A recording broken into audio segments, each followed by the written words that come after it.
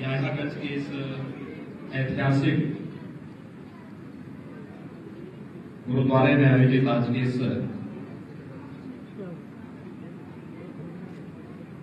संगत में मैं सबसे पहले आप सभी को बैसाखी की हृदय से बधाई देता हूं। मेरे साथ यहां पर उपस्थित हैं प्रदेश सरकार में मेरे वरिष्ठ सहयोगी उप मुख्यमंत्री श्री ब्रजेश पाठक जी, भारतीय जनता पार्टी के प्रदेश के अध्यक्ष और प्रदेश सरकार में मंत्री श्री स्वतंत्र देव सिंह जी, प्रदेश सरकार के ही मंत्री श्री दानिश अंसारी जी, लखनऊ की महापौर श्रीमती संयुक्ता भाटिया जी, आज के इस कार्यक्रम में उपस्थित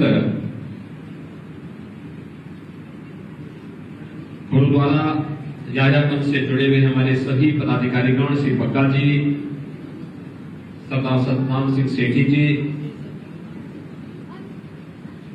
डॉक्टर गुरमीत सिंह जी,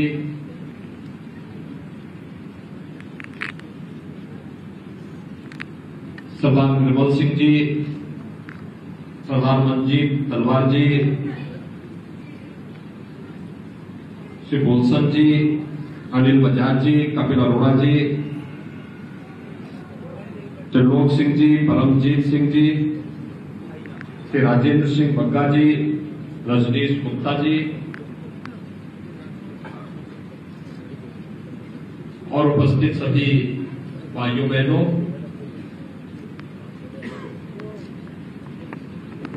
बैसाखी का पर्व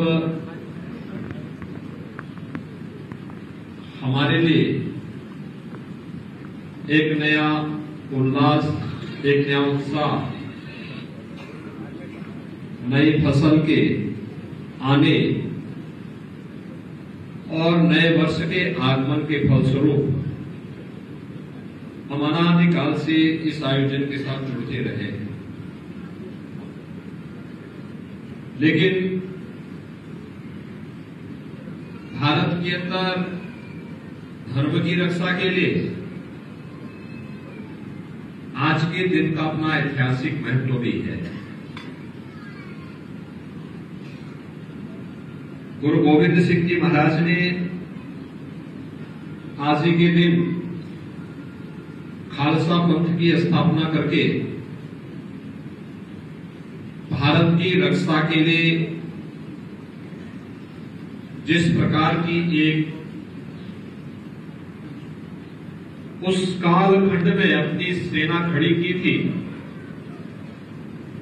आज उसी का परिणाम है कि हम सब इस उत्साह, इस उमंग के साथ गुरु महाराज के श्री चरणों में नमन करते हुए बैसाखी के इस पर्व में एकत्र होकर के हर्षोल्लास के साथ न केवल प्रदेश की राजधानी लखनऊ में बल्कि पूरे देश के अंदर इस आयोजन के साथ हम सबको जुड़ने का अवसर प्राप्त हो रहा है। हम सब जानते हैं सिखों के इतिहास के बगैर भारत का मध्यकालीन इतिहास अधूरा माना जाता है। त्याग और बलिदान की जो एक लंबी परंपरा और एक लंबी श्रृंखला खड़ी की है सिख गुरुओं ने, आज उसी का परिणाम है। देश भी और धर्म भी सुरक्षित है और इसीलिए इस प्रकार के आयोजन के साथ जुड़ना, इन कार्यक्रमों में भागीदार बनना अपने पूर्वजों के प्रति हमारी श्रद्धा को व्यक्त करता ही है। आने वाली पीढ़ी को भी इन महापुरुषों के प्रति नमन करने का एक अवसर उपलब्ध कराने का एक अवसर हम इस प्रकार के आयोजन के माध्यम से करते हैं।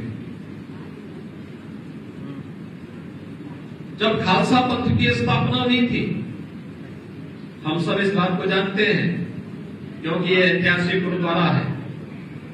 गुरु तेग बहादुर जी महाराज ने भी और गुरु गोविंद सिंह जी महाराज ने भी अपने जीवन का कुछ भाग यहां पर इस गुरुद्वारे में व्यतीत करते हुए धर्म की रक्षा के लिए हमें क्या कुछ करना है उस प्रकार की प्रेरणा दी थी। और उस समय की उन विकृतियों के जिनके कारण समाज कमजोर हो रहा था, उसको दूर करने के लिए ही खालसा पंथ उस समय के लिए हम सब के लिए एक नया मार्गदर्शक के रूप में सामने आया था।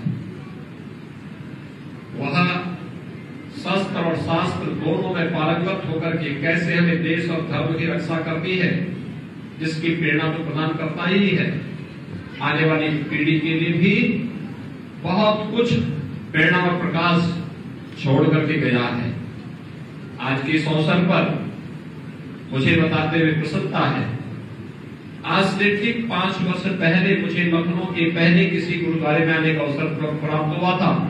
इसी आयानंद गुरुद्वारे में ही आकर के मैंने यहाँ माथा टेका था और गुरु परंपरा के प्रति अपनी श्रद्धा को व्यक्त किया था।